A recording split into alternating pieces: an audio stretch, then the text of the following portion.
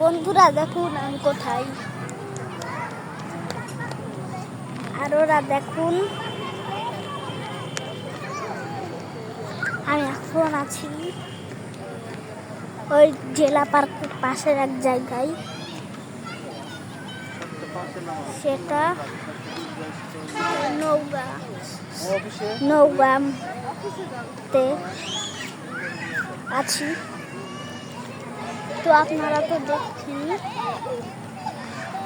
আপনাদের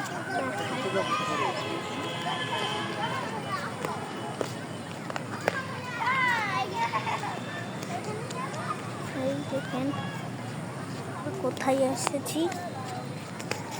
ভিতরে ঢুকা যাবে না, আমুর কাছে যান আমুর কাছে যান।